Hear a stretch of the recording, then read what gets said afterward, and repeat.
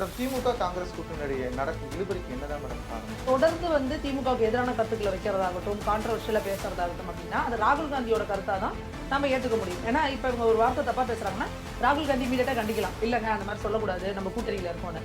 இதுக்கு முன்னாடி வரைக்கும் அப்படி பேசுனது இல்லை. அப்போ இப்போ இந்த தடவை வாய்ஸ் ரொம்ப வித்தியாசமா மாறுது அப்படின்னா அவங்களுக்கு தாவேகா அப்படிங்கிற ஒரு ஆப்ஷன் இருக்கு.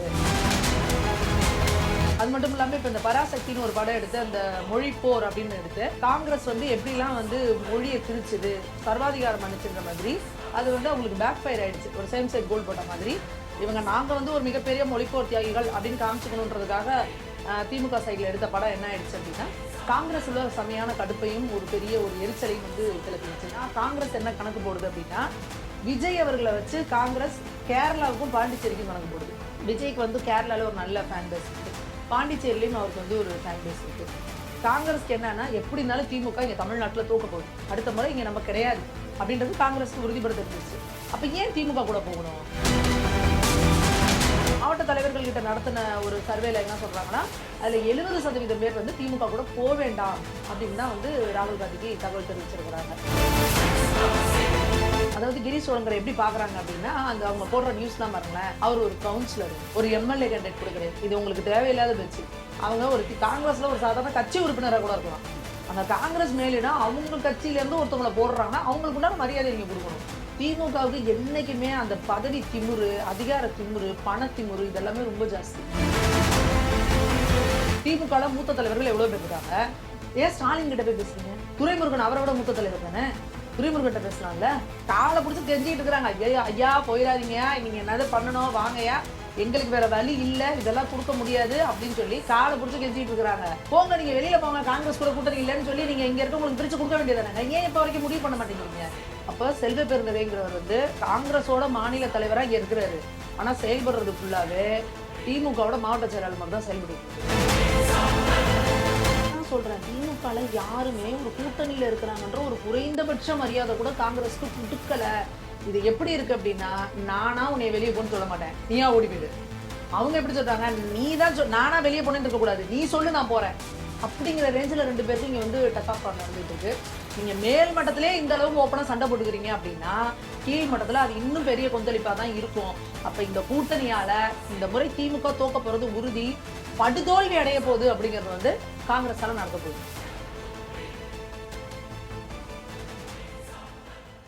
நாளை நமது நிகழ்ச்சி வணக்கம். நம்முடன் சிறப்பு விருந்தினராக பாஜக மகளிர் அணி மாநில நிர்வாகி சுமதி மேகவரன் அவர்கள் இணைந்திருக்கிறார். வணக்கம் மேடம். வணக்கம் மேடம். திமுக காங்கிரஸ் கூட்டணியிடையே நடக்கும் இழுபறிக்கு என்னதான் மேடம் காரணம்?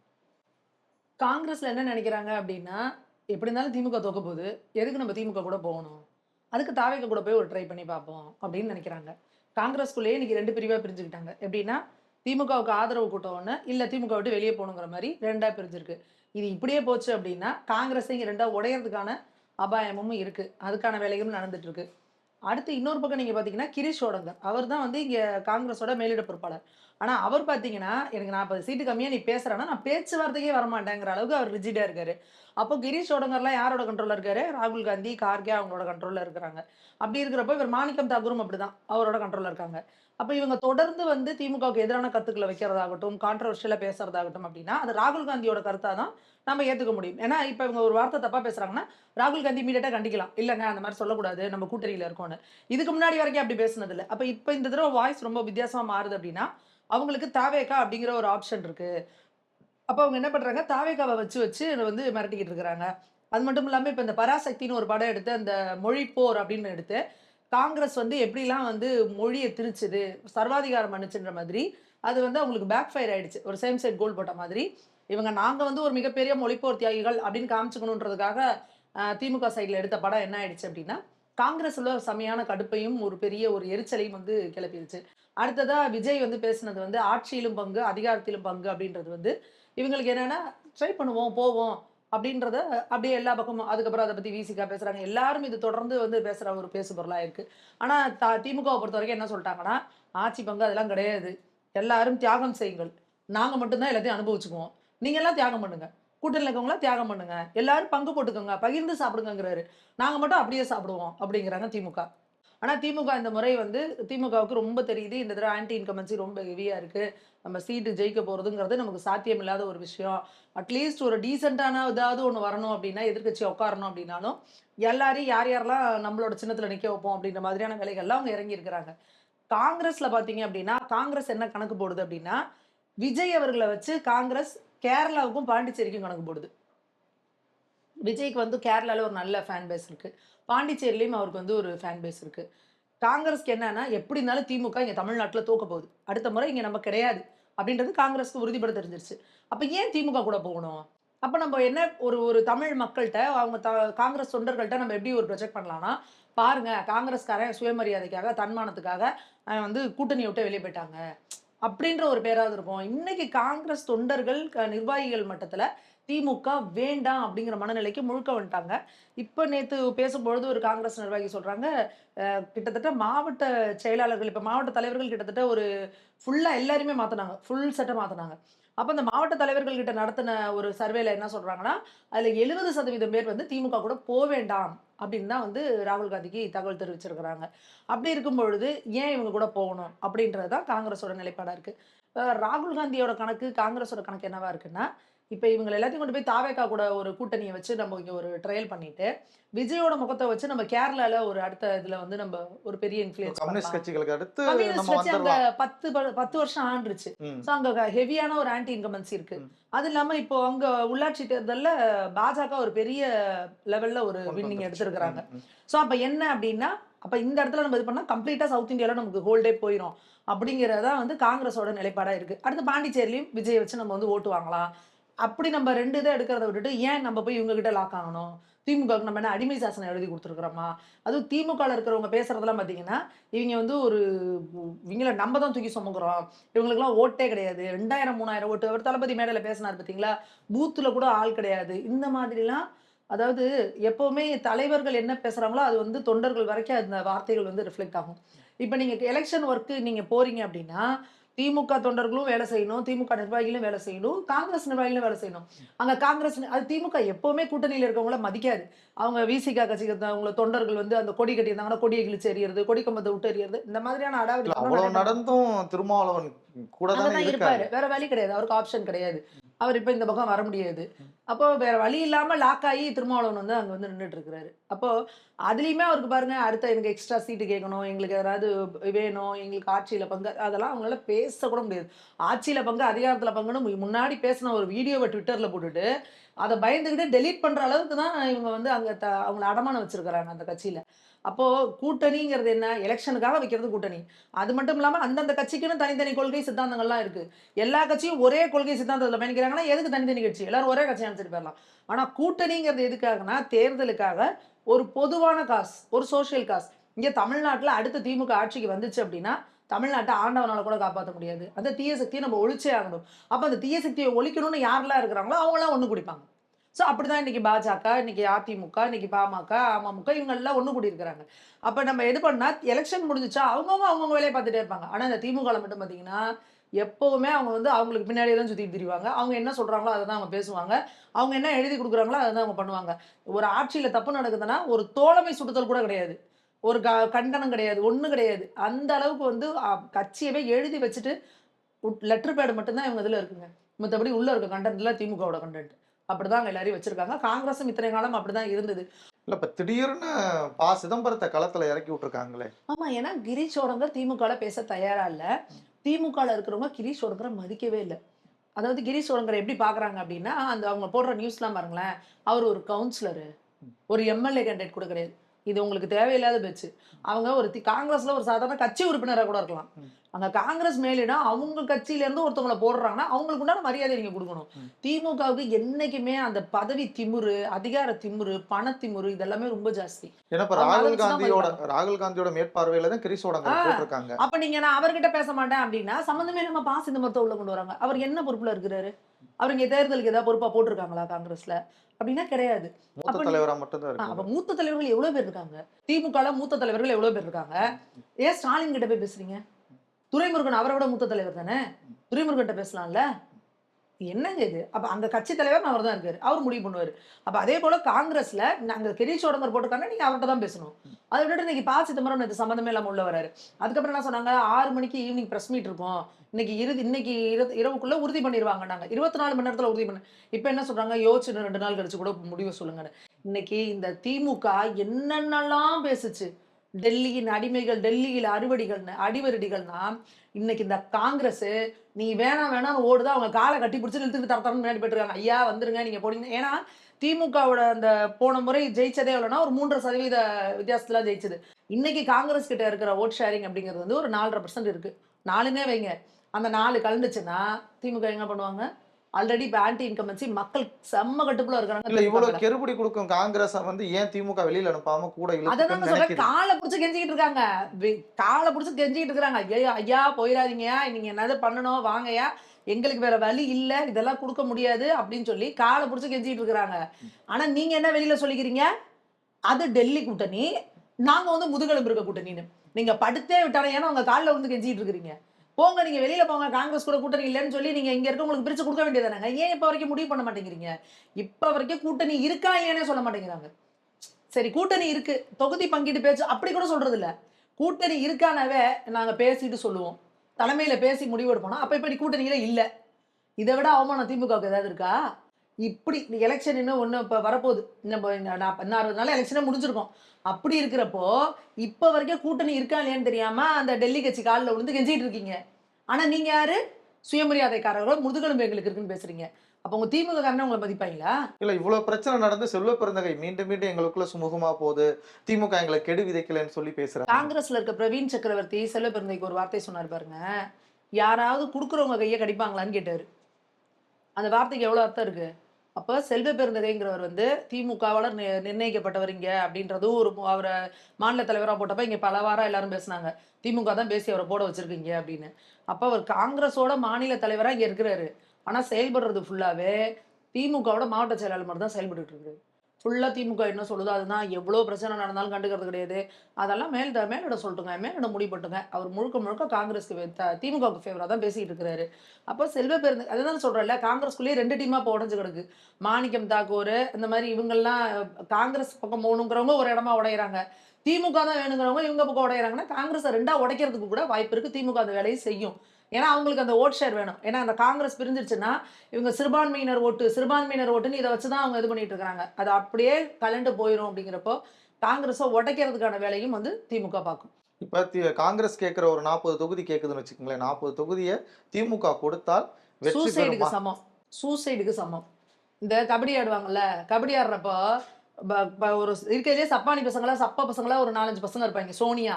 அப்ப என்ன பண்ணுவாய்ங்க, "டேய் அவன் எங்க வரான்னா தொக்கா அவன தூக்குடா" அப்படிம்பாய்ங்க. அந்த மாதிரி எங்கெங்கெல்லாம் காங்கிரஸ் களத்துல இறக்குறாங்களோ, அங்கெல்லாம் ஆட்டோமேட்டிக்கா கிளீன் ஸ்வீப் திமுக தோத்துரும். கன்ஃபார்மா தெரியும். ஏன்னா, காங்கிரஸ பொறுத்தவரைக்கும் இங்க அவங்களுக்கு எப்படி ஆயிருச்சு அப்படின்னா, அழகா திமுக முதுகுல சவாரி செய்யணும் அப்படிங்கிறத காங்கிரஸ் நல்லா தெரிஞ்சு வச்சிருக்காங்க. தொகுதியில செலவு பண்ண மாட்டாங்க. திமுக காரங்க தான் செலவு பண்ணணும். வேற போய் ஃபீல்டுல இறங்கி ஒர்க் பண்ண மாட்டாங்க. அத திமுக காரங்க தான் வேலை செய்யணும். பூத் ஸ்லிப் குடுக்கறதுல இருந்து, அங்க பூத்ல மக்கள போய் பார்க்கறதுல இருந்து, எல்லா வேலையும் திமுக காரங்க தான் பண்ணணும். இவங்க என்ன பண்ணுவாங்க, உட்காந்து அவங்க கடைசியா அந்த ஒரு வண்டி ஏற்பாடு பண்ணுவாங்க. அதுல நின்னுகிட்டு கையாட்டிட்டு போயிட்டு வருவாங்க காங்கிரஸ்காரங்க. இதுதான் எப்பவுமே களத்துல வந்து காங்கிரஸ்க்கும் திமுகவுக்கும் இருக்கிற பிரச்சனையாவே இருக்கு. ஏன் இவங்க எதுவுமே பண்ண மாட்டாங்க. இவங்களுக்கு எல்லாத்தையுமே நம்ம பண்ணணும். நம்ம தான் இவங்கள ஜெயிக்க வைக்கணும் அப்படின்னா, அப்ப ஏன் நம்மளே நின்னுட்டு நம்ம ஆட்களே நிக்க வச்சுட்டு போயிரலாம்ல. அப்படிங்கிற இது வந்து தான் இன்னைக்கு பெரிய பிரச்சனையா இருக்கு திமுகக்குள்ள. அவங்க அதுதான் இப்ப வெளிப்படுதும் கூட. இவங்களுக்கு ஒண்ணுமே வேலை செய்யாம நம்மளே எல்லாம் வேலை பார்த்து, நம்ம எதுக்கு இவங்கள ஜெயிக்க வைக்கணும்? சில இடங்கள்ல என்ன ஆகும்னா, அந்த திமுக நிர்வாகிகளுக்கும் இவங்களுக்கும் முட்டிக்கிச்சுன்னு வச்சுக்கோங்க. திமுக நிர்வாகிகள் களத்துல இறங்கி வேலை செய்யலன்னா, அந்த காங்கிரஸ் நிர்வாகி கட்டாயம் தோத்துருவாரு. காங்கிரஸ் வேட்பாளர் தோத்துருவாரு. அப்படிதான் நடக்குது இங்க. இப்போ ஒருவேளை திமுக கூட்டணியில இருந்து காங்கிரஸ் வெளியில போயிருச்சுன்னு வச்சுக்கோங்க. திமுக எப்படி அந்த சட்டமன்ற தேர்தலை எதிர்கொள்ளும்? அது அதாவது திமுக இப்ப என்ன சொல்லிட்டு இருக்கிறாங்கன்னா, நமக்கு இப்பயே தெரியும் திமுக தோக்க போகுது அப்படின்னு. காங்கிரஸ் வெளிய போச்சு அப்படின்னா, 100% வந்து நமக்கு உறுதியா தெரிஞ்சிரும் திமுக தோக்க தான் போகுது.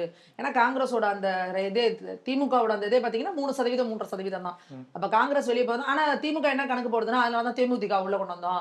அவங்க வேணா ஒரு 1%ன்னு வச்சுக்கலாம். அடுத்து இவங்க திருமாவளவன் இருக்காங்க. இப்படி எல்லாத்தையும் கணக்கு போடுறாங்க. இவங்களுக்கு இத ஏத்தி குடுப்போம், அவங்களுக்கு ஏத்தி குடுப்போம்னு எதையோ துண்டு துக்கடா கட்சியெல்லாம் உள்ள கொண்டாந்து ஏதோ கால்குலேட் பண்றாங்க.